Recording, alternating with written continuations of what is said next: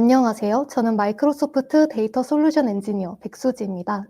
저는 본 세션에서 애저 데이터브릭스와 원레이크, 패브릭 IQ를 통합적으로 활용하기 위한 방안을 소개해 드리겠습니다. 전반적인 목차는 다음과 같습니다. 애저의 데이터 솔루션인 애저 데이터브릭스와 패브릭, 그리고 패브릭의 원레이크를 소개해 드리고 애저 데이터브릭스와 패브릭을 통합하기 위한 데모를 진행하겠습니다. 먼저 애저 데이터브릭스의 설명에 앞서 데이터 파이프라인의 개념에 대해 먼저 소개해 드리겠습니다. 데이터 파이프라인이란 데이터의 흐름을 의미하며 일반적으로 여러 소스에서 데이터를 수집, 변환, 처리해 최종 목적지에 적재 및 처리된 데이터를 활용하는 전 과정으로 구성이 됩니다. 이때 소스는 원본 데이터가 저장된 데이터베이스 등을 의미합니다.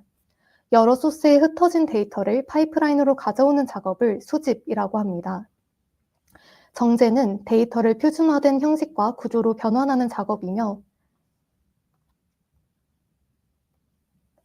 이때 데이터 품질에 따라 레이어를 구분하는 메달리움 구조를 많이 사용하게 되는데 브론즈 레이어는 원시 데이터를, 실버는 정교화된 유효 데이터를, 골드는 비즈니스에서 바로 사용이 가능한 집계된 데이터를 포함하고 있습니다. 처리가 완료된 골드 데이터는 BI로 시각화가 되거나 서빙, 즉 배포가 되어서 파워 BI와 같은 데이터 플랫폼, 마이크로소프트 파운드리와 같은 에이전트 옵스 플랫폼, 이런 어플리케이션으로 연결되어 데이터를 외부에서 소비할 수 있게 됩니다. 이때 애저 데이터브릭스는 이 모든 단계를 한 플랫폼에서 엔드투엔드로 처리할 수 있도록 통합된 아키텍처를 제시하고 있습니다.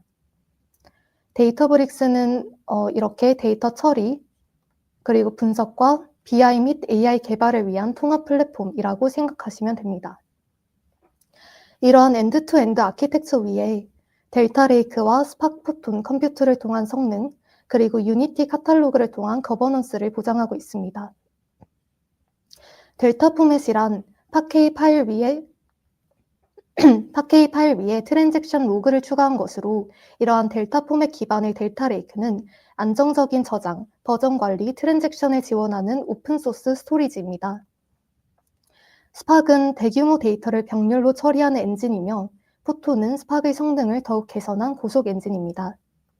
마지막으로 유니티 카탈로그는 데이터의 권한과 보안, 메타데이터를 모두 중앙에서 관리하는 기능으로 유니티 카탈로그를 통해 테이블과 파일, 모델과 같은 모든 에셋을 중앙에서 관리할 수 있게 됩니다. 예를 들어서 애저 데이터브릭스는 다음과 같은 아키텍처에서 사용이 될 수 있습니다. 먼저 애저 데이터브릭스를 이용해 여러 가지 데이터 소스에서 수집을 진행할 수 있는데 이렇게 레이크플로우 파이프라인을 이용해 수집 파이프라인을 구성하고 오토로더를 이용해 파일을 자동으로 업데이트할 수 있습니다.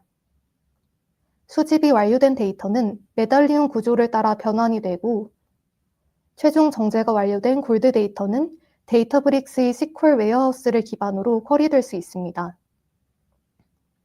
이 데이터는 마이크로소프트 패브릭의 파워 BI에서 레포트 생성에 사용되거나 혹은 애저 데이터브릭스 내의 지니 스페이스에 연결되어 데이터 분석이 될 수도 있고 혹은 델타 쉐어링이라는 기능을 통해 데이터브릭스의 워크스페이스 간에 복사 없이 실시간으로 데이터를 공유할 수도 있습니다.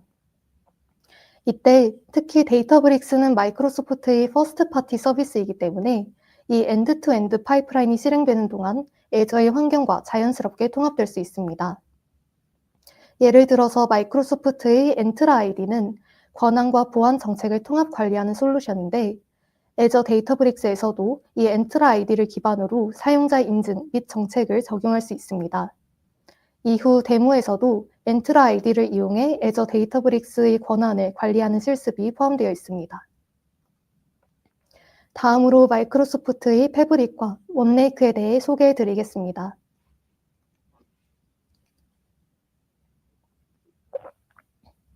패브릭은 마이크로소프트의 통합된 데이터 애널리틱스 플랫폼으로 엔드-투-엔드 데이터 파이프라인 실행, 원레이크를 통한 데이터의 중앙 관리, AI 케이퍼빌리티를 통한 데이터 고도화 등의 작업이 모두 수행 가능합니다. 특히 다음과 같은 주요 요소들을 패브릭에서 찾을 수 있는데요. 데이터 수집을 위한 노코드 데이터 팩토리, 그리고 데이터의 대규모 분석 및 쿼리를 위한 애널리틱스, SQL 기반의 테이블 형태로 데이터를 저장할 수 있는 데이터베이스, 실시간 데이터를 수집하고 분석하는 RTI, 올해 이그나이트에서 새롭게 공개된 비즈니스 시멘틱 레이어 구성을 위한 패브릭 IQ, 그리고 BI 레포트 생성을 위한 파워 BI가 있습니다. 이 중에서 패브릭 IQ는 본 세션의 데모에서도 사용할 예정이기 때문에 이후 한 번 더 자세히 설명드리도록 하겠습니다. 또한 패브릭의 여러 워크로드에서 코파일럿을 사용할 수도 있는데, 예를 들어 파워 BI에 내장된 코파일럿으로는 시멘틱 모델을 기반으로 자동으로 레포트를 생성하거나 자연어 질의를 던지면 쿼리를 생성하는 작업을 수행할 수 있습니다. 또한 패브릭 역시 마이크로소프트 엔트라 아이디를 기반으로 강력한 통합 거버넌스가 적용이 됩니다. 마지막으로 원레이크는 정형과 비정형, 스트리밍 데이터가 모두 저장될 수 있는 통합 데이터 저장소로 원레이크 역시 매우 중요한 개념이기 때문에 뒤에서 한 번 더 언급을 드리겠습니다. 다음으로 패브릭을 활용한 아키텍처 예시를 보여드리자면, 이렇게 제이슨과 같은 반정형 데이터를 데이터 팩토리로 수집하고 레이크하우스에 저장합니다. 이때 레이크하우스란 모든 데이터 타입을 저장 가능한 원레이크의 스팟 기반 저장소입니다. 이렇게 저장한 데이터를 BI로 시각화하거나 혹은 이미지 파일, PDF와 같은 비정형 데이터를 로드해서 노트북 환경에서 파이썬, SQL과 같은 언어로 코드 기반 전처리를 완료하고 패브릭 내에서 ML 모델 생성, 훈련, 배포까지 진행하는 엔드-투-엔드 MLOps 작업까지를 수행할 수 있게 됩니다. 앞서 잠시 언급됐던 원레이크에 대해서도 설명을 다시 드리자면, 원레이크는 마이크로소프트 패브릭의 단일 통합 데이터 레이크로 데이터를 위한 원드라이브 개념입니다. 델타 레이크를 기반으로 하고 있으며 이렇게 API를 이용해 외부 시스템에서 데이터를 바로 읽어오거나 미러링과 숏컷의 방식을 통해 데이터를 연결할 수도 있습니다. 이때 미러링과 숏컷의 차이를 짚고 넘어가야 하는데요. 미러드 데이터베이스 같은 경우는 외부 데이터베이스를 복사해 원레이크의 복사본을 저장하고 원본과 지속적으로 동기화를 하는 방식이라면, 숏컷은 원본 데이터를 이동시키지 않고 데이터베이스에 대한 숏컷 링크만 연결해 데이터 복사 없이 데이터를 조회하는 방식입니다. 이와 관련하여 본 데모에서 사용할 미러드 데이터브릭스 카탈로그에 대해 설명드리겠습니다. 미러드 애저 데이터브릭스 카탈로그는 데이터브릭스의 카탈로그 구조를 미러링해 메타데이터를 패브릭에 저장하고 델타 테이블의 스키마, 메타데이터, 거버넌스를 패브릭으로 확장할 수 있는 아이템입니다. 이때 데이터 자체는 어떤 복사나 이동 없이 기존 애저 데이터브릭스 카탈로그 내에 존재하고 있으며, 복사나 ETL 없이 숏컷을 이용해 원레이크에서 데이터를 조회할 수 있게 됩니다. 데모에 앞서서 마지막으로 패브릭 IQ에 대해서 소개해 드리겠습니다. 올해 마이크로소프트 이그나이트의 핵심 메시지는 에이전트 시대를 위한 통합 지능 레이어였습니다. 이에 따라 워크 IQ, 패브릭 IQ, 파운드리 IQ가 발표되었는데요. 워크 IQ는 조직의 업무 데이터를 통합한 레이어, 패브릭 IQ는 원레이크 데이터를 비즈니스 관계로 연결한 레이어, 그리고 파운드리 IQ는 이런 워크와 패브릭 IQ, 그리고 다른 레그 소스들을 통합한 파운드리 에이전트 서비스 기반의 지식 레이어가 됩니다. 결국 패브릭 IQ를 기반으로 조직 전반의 데이터와 메타데이터를 비즈니스 의미 모델로 연결하게 되면 이후 파운드리 IQ, 워크 IQ 등의 에이전트가 비즈니스의 맥락을 바로 이해하고 추론에 활용할 수 있게 됩니다. 따라서 기존에는 각기 다른 데이터 솔루션에서 따로 처리하던 데이터들이 앞으로는 패브릭 내부의 일관된 의미 모델과 거버넌스 아래 통합되어 데이터를 분석에 뿐 아니라 AI 에이전트 활용에까지 확장하려는 수요가 커질 것으로 보입니다. 이에 따라 패브릭 IQ의 개별 요소들을 더 살펴보자면, 이렇게 실제 프로세스를 가상 모델로 구성해 시뮬레이션이 가능한 디지털 트윈 빌더, 테이블 칼럼 간 관계를 연결한 시멘틱 모델, 엔티티 간 관계를 네트워크 형태로 표현한 그래프, 온톨로지를 기반으로 시스템 운영을 위한 액션을 자동화할 수 있는 오퍼레이션 에이전트, 그리고 본 데모에서 사용될 온톨로지와 데이터 에이전트로 구성됩니다. 먼저 온톨로지는 데이터 테이블 간 관계, 의미, 속성을 표현한 모델로 비즈니스 구조 전체를 설명하는 그래프라고 이해할 수 있습니다. 이때 엔티티들은 온레이크의 실제 데이터에 연결이 되어 있기 때문에 온톨로지를 통해 현업에서의 데이터 의미를 직관적으로 정의할 수 있게 됩니다. 만약에 기존의 파워 BI를 사용하고 있었다면 파워 BI의 시멘틱 모델에서 바로 온톨로지를 자동으로 구축할 수도 있습니다.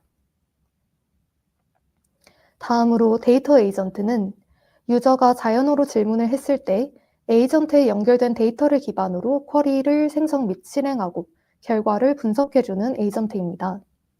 이때 온톨로지를 기반으로 할 경우 데이터 에이전트는 데이터 구조를 온전히 이해하고 테이블 연결과 집계 로직까지 스스로 구성해 모호한 질문을 받았을 때에도 필요한 데이터를 비즈니스적인 맥락에서 정확히 추론할 수 있게 됩니다.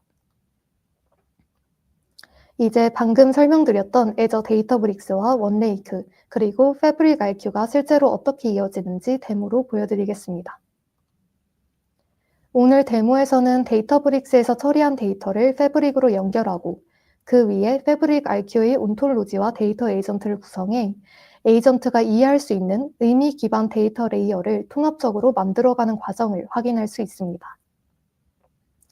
데모는 크게 두 부분으로 이루어지는데요. 먼저 첫 번째로 데이터브릭스 내에 존재하는 테이블 데이터를 패브릭에서 사용할 수 있도록 두 리소스를 연결하고, 두 번째로 패브릭 RQ를 이용해 애널리틱스 워크로드를 수행해보는 작업으로 구성이 됩니다. 시간 관계상 본 데모는 몇 가지 전제 조건을 요구하고 있습니다. 혹시 데모를 직접 핸즈온으로 따라하고자 하신다면 다음 몇 장의 슬라이드에서 준비해 주셔야 하는 내용을 설명해 드릴 테니 필요시에는 영상을 잠시 멈추고 화면의 설명에 따라 준비를 진행해 주시기 바랍니다. 먼저 프리미엄 티어의 애저 데이터브릭스 리소스, 그리고 F64 SKU 이상의 라이센스가 연결된 패브릭 워크스페이스가 요구됩니다. 또한 애저의 리소스들은 리소스가 배포된 리전에 따라 사용 가능한 기능이 다른 경우들이 있기 때문에 본 데모는 한국 중부 리전의 배포를 전제로 하고 있습니다. 두 번째로 현 시나리오는 애저 데이터브릭스에서 가공 완료한 데이터를 패브릭으로 옮겨 패브릭 애널리틱스 워크로드에 올리는 시나리오를 상정한 것이기 때문에 애저 데이터브릭스의 카탈로그에 분석하고자 하는 골드 델타 테이블이 존재하는 상황에서 데모가 진행이 됩니다.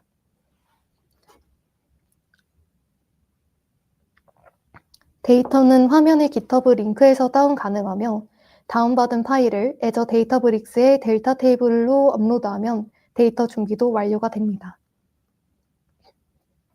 이제 데이터가 준비된 애저 데이터브릭스 리소스 화면을 잠시 같이 확인하겠습니다. 이렇게 카탈로그의 스키마 아래 현재 저는 데이터를 저장해 뒀는데요. 5개의 델타 테이블을 확인할 수 있습니다.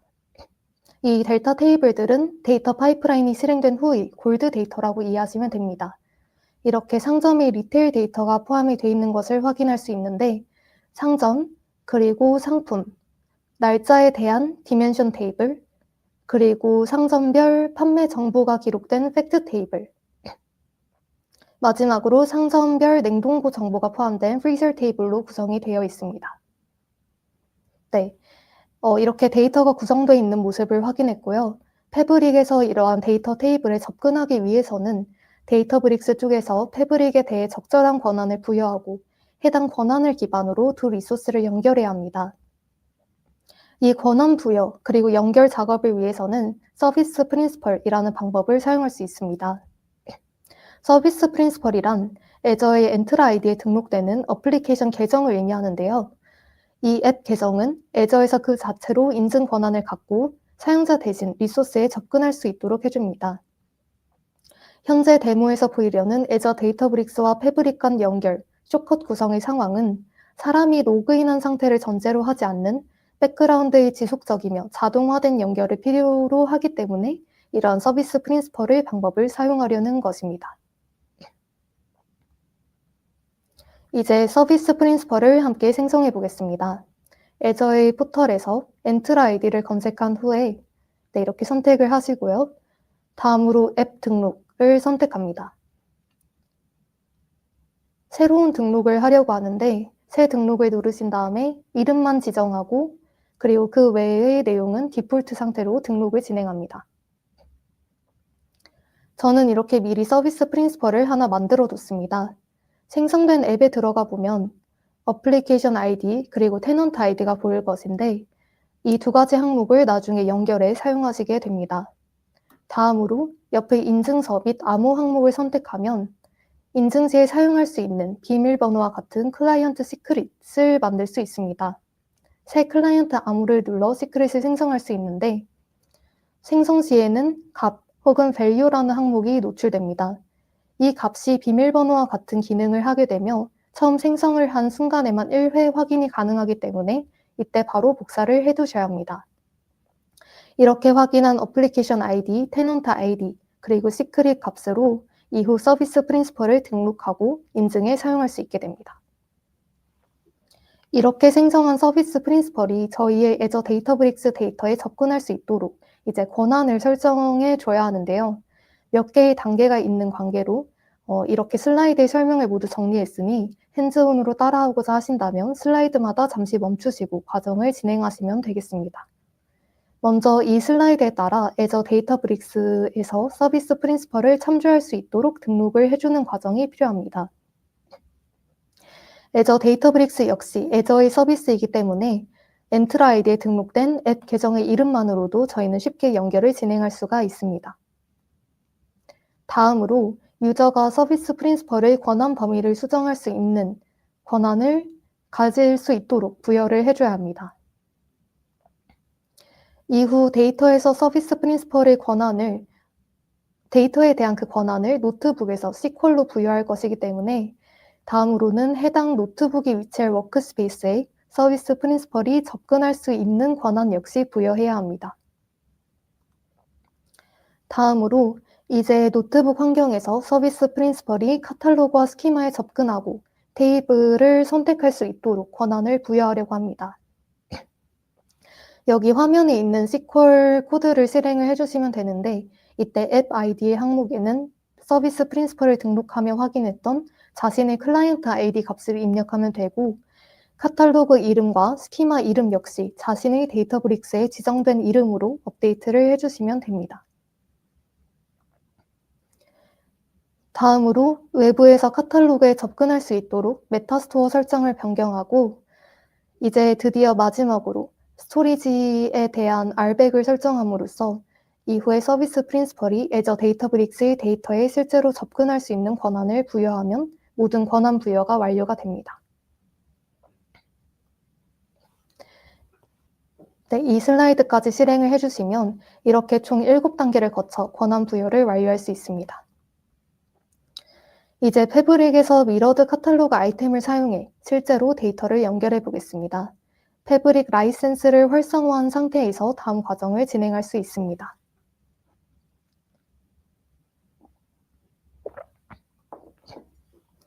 먼저 새 아이템으로 미러드 애저 데이터브릭스 카탈로그를 추가합니다. 이렇게 검색을 해주시면 바로 확인할 수 있는데 카탈로그를 추가한 뒤에 새 연결을 선택하면 애저 데이터브릭스 워크스페이스의 URL을 입력하는 창이 이렇게 뜨게 됩니다. 이 URL을 확인하기 위해서는 애저 데이터브릭스의 리소스에 접속한 상태에서 상단에 보이는 URL을 .net까지 복사해 패브릭을 화면에 붙여넣기를 해주시면 됩니다. URL을 입력한 후에는 연결의 이름을 새로 지정해 줍니다. 이름을 이렇게 입력해 주고요. 다음으로는 인증 방법을 선택해야 하는데 인증 방법으로는 서비스 사용자, 즉 서비스 프린시플을 선택하겠습니다. 앞서 저희가 확인했던 테넌트 아이디, 클라이언트 아이디, 그리고 암호 생성 시에 복사를 해뒀던 클라이언트의 시크릿 값까지 모두 입력을 완료하면 연결을 할 수 있게 됩니다. 연결을 성공하면 카탈로그와 그 내의 테이블을 선택할 수 있는데 초기 연결에는 시간이 다소 걸리기 때문에 제가 미리 연결해둔 카탈로그를 이렇게 보여드리겠습니다. 이 아이템은 카탈로그, 즉 애저 데이터브릭스에 저장된 데이터 구조를 미러링하고 있는 것을 확인할 수가 있고요. 데이터 자체는 쇼컷으로 가져오고 있기 때문에 데이터는 원레이크에 직접 저장이 되는 구조가 아니라 조회가 가능한 구조로 확인을 할 수 있습니다. 이렇게 개별 테이블의 프리뷰도 확인을 할 수가 있고, 카탈로그 모니터링이라는 상단의 항목을 선택하면 현재 이런 미러링이 성공적으로 완료됐다는 것도 확인을 할 수가 있습니다. 이렇게 애저 데이터브릭스와 패브릭을 미러드 애저 데이터브릭스 카탈로그를 이용해 연결해 봤고, 이제 저희는 애저 데이터브릭스의 골드 테이블을 패브릭 원레이크에서 확인할 수 있게 됐습니다. 데이터를 연결하는 과정을 완료했으니 이 데이터를 이용해 애널리틱스 워크로드를 패브릭 내에서 수행해 보겠습니다. 이번에도 몇 가지 전제 조건이 요구되는데요. 본 세션에서 패브릭 IQ 중 온톨로지와 데이터 에이전트는 프리뷰, 퍼블릭 프리뷰 단계에 해당이 됩니다. 그렇기 때문에 저희가 사용하고자 한다면 별도의 워크스페이스 설정이 필요합니다. 여기 보이시는 슬라이드에 따라 설정을 완료하시면 되는데, 먼저 캐퍼시티 어드민 권한이 있는 계정으로 어드민 포털에 로그인을 한 다음에 여기 화면에 보이는 6가지 설정을 모두 허용해주면 그러면 이제 프리뷰 아이템인 온톨로지 그리고 데이터 에이전트를 패브릭 워크스페이스 내에서 사용할 수 있게 됩니다. 온톨로지는 기존의 시멘틱 모델을 기반으로 자동 생성하거나 원레이크 데이터를 기반으로 직접 구성을 할 수가 있는데, 저희는 현재 데이터를 애저 데이터브릭스에서 막 연결한 상태이기 때문에 시멘틱 모델로 자동 빌드하는 방법이 아닌 저희가 직접 온톨로지를 구성하는 방법을 사용해 보겠습니다. 온톨로지의 구성에 앞서 레이크하우스와 이벤트하우스를 먼저 세팅해 보겠습니다. 워크스페이스에서 이렇게 레이크하우스를 새로운 아이템으로 추가를 하고, 저는 먼저 미리 만들어둔 레이크하우스로 보여드리겠습니다. 네, 이렇게 생성이 되면 빈 화면이 보이게 되는데요. 위에서 데이터 가져오기, 새로운 바로가기, 즉 쇼컷을 선택하고 쇼컷의 소스로 원레이크를 선택합니다. 원레이크에서 미러된 데이터브릭스 카탈로그를 선택을 하면 카탈로그 하의 테이블 구조는 현재 원레이크에 저장이 되어 있기 때문에 어떤 테이블을 선택할지 저희가 이렇게 조회하고 선택을 할 수가 있습니다. 테이블 데이터 자체는 쇼컷으로 연결이 되기 때문에 레이크하우스에서도 마찬가지로 애저 데이터브릭스에 저장된 데이터를 조회할 수 있는 구조가 되며, 마찬가지로 연결에는 시간이 조금 걸리기 때문에 제가 미리 이렇게 레이크하우스를 미리 만들어둔 화면으로 보여드리겠습니다. 이렇게 레이크하우스에는 쇼컷으로 데이터를 마찬가지로 확인을 할 수가 있고요. 그리고 추가적으로 저희는 이벤트하우스라는 것을 만들어서 온톨로지에 추가적으로 스트리밍 데이터를 연결을 사용하려고 합니다.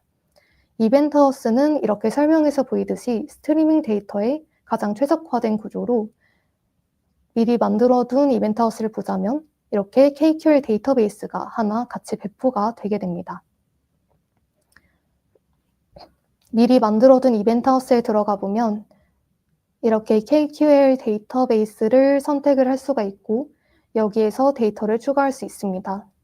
저는 데이터를 앞서 저장해뒀던 텔레메트리 데이터로 연결을 사용을 해보려고 하는데, 테이블 이름을 지정한 후에 데이터를 연결할 수 있습니다. 파일 찾아보기를 선택하시고 로컬 파일을 직접 선택을 하시면 그 파일을 기반으로 이렇게 텔레메트리 테이블을 하나 로드할 수 있게 됩니다. 데이터가 업로드된 이벤트하우스를 확인해 보자면 지금 로딩이 되고 있는데요. 네, 이제 이 화면에서 데이터를 선택하면 타임스탬프가 찍힌 실시간 스트리밍 데이터가 잘 업로드돼 있음을 아까 확인할 수 있었습니다. 다음으로 온톨로지 아이템을 만들어 보겠습니다. 이렇게 온톨로지도 검색해서 바로 아이템으로 추가할 수가 있는데, 미리 만들어둔 온톨로지 아이템을 열어보면 이렇게 엔티티를 추가할 수 있는 화면이 나옵니다. 저는 새로운 엔티티로 상점을 추가하겠습니다. 스토어라고 엔티티 이름을 입력하신 후에 엔티티의 바인딩 항목을 선택하면 기존의 원레이크 데이터를 이 엔티티에 연결할 수 있게 됩니다. 레이크하우스를 선택하고 레이크하우스 하의 상점에 해당되는 테이블을 선택하면 이렇게 쉽고 빠르게 연결이 가능합니다. 연결은 지금 현재 로딩이 되고 있지만 이렇게 칼럼이 자동적으로 프로퍼티에 매핑이 되게 되고요. 저장을 하면 바로 이제 속성의 항목에서 속성들이 잘 매핑이 되어 있는 것을 확인할 수 있습니다. 이 엔티티의 고유한 값인 키값도 선택을 해줄 수 있습니다. 저장을 완료한 후에 또 다른 엔티티로 freezer 항목을 추가해 보겠습니다.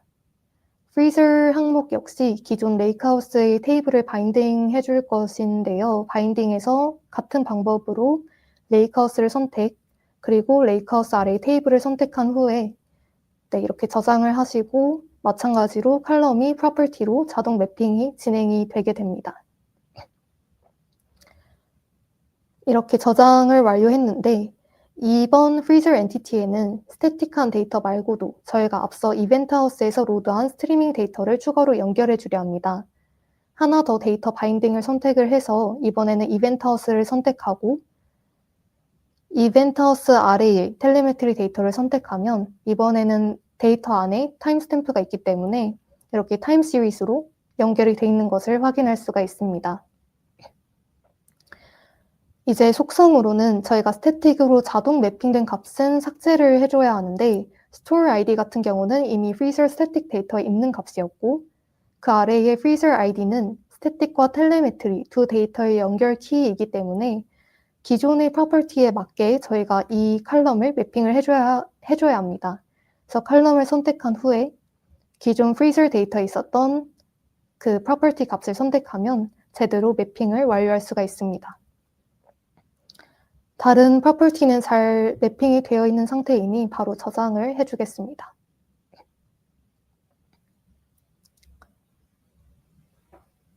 이렇게 텔레메트리 데이터까지 바인딩을 완료할 수가 있었는데요. 저장이 완료된 후에 속성 값을 확인해 보면 이렇게 모든 칼럼이 정상적으로 중복 없이 매핑되어 있는 모습을 확인할 수가 있습니다. 키 값은 앞선 freezer id를 선택해 준 후에 모든 엔티티의 설정이 완료가 되었고요.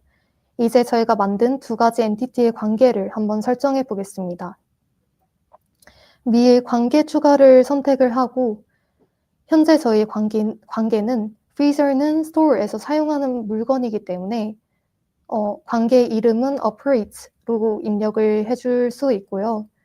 소스는 store, 그리고 타겟은 freezer 이렇게 선택을 하고 관계를 추가해 보겠습니다. 이렇게 두 엔티티 간 관계가 잘 표현이 되어 있는 모습을 확인할 수가 있습니다.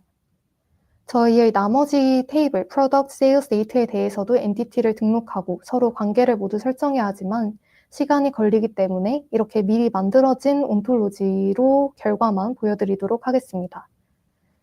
예를 들어서 이렇게 sale 이벤트를 선택해보면 sale 이벤트라는 엔티티에는 date, 그리고 store, product에 대한 세 개의 relationship이 잘 설정이 되어 있는 것을 확인할 수가 있는데 이건 어떤 판매 내역이 며칠에 그리고 어디에서 어떤 것으로 이루어졌는지를 매핑한 것이라 볼 수 있습니다. 다시 온톨로지에서 이제 store 엔티티를 선택하고 엔티티 타입 오버뷰를 선택하면 우상단에 잠시 로딩 중인데 로딩이 완료되면 이렇게 우상단의 expand 항목을 눌러 쿼리를 실행하고 그래프를 직접 확인할 수도 있습니다. 예를 들어서 우측의 노드에서 store, sale 이벤트, 그리고 엣지로는 has를 선택하고 필터로 이익이 150보다 큰 값이라고 입력을 하게 되면 저희는 가게 이익이 $150보다 큰 가게만 그래프로 확인을 할 수가 있게 됩니다. 쿼리가 로딩 중인데요. 이렇게 엔티티 간 관계가 설정이 되어 있기 때문에 즉 이런 온톨로지 레이어가 있기 때문에 저희는 이제 operational issue를 비즈니스 성과에 연결해서 매우 쉽게 점검하고 확인할 수가 있게 됩니다. 다음으로 데이터 에이전트를 추가해 보겠습니다. 데이터 에이전트도 이렇게 새로운 아이템으로 검색해서 입력을 할 수가 있고 시간 관계상 에이전트 역시 미리 만들어 둔 것으로 보겠습니다. 이렇게 데이터 원본, 놀리지 소스로 여러 가지 원레이크 아이템을 선택할 수가 있는데 온톨로지를 바로 연결할 수도 있습니다. 이렇게 온톨로지가 연결되어 있는 데이터 에이전트에 자연어로 질문을 하게 되면 온톨로지를 기반으로 쿼리를 생성 및 실행해 결과를 반환해 주는데요.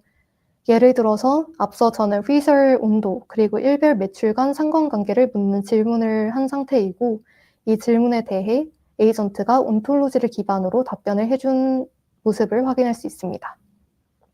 이렇게 엔티티 간 관계를 기반으로 집계된 분석을 잘 진행하고 있는 모습을 확인할 수가 있고요. 이렇게 온톨로지가 연결이 돼 있기 때문에 답변에 단일 테이블만 참조하는 것이 아니라 엔티티 타입과 관계를 모두 참조하고 있는 모습을 확인할 수가 있습니다. 이렇게 데이터 에이전트 생성까지 모든 데모를 완료하였고요.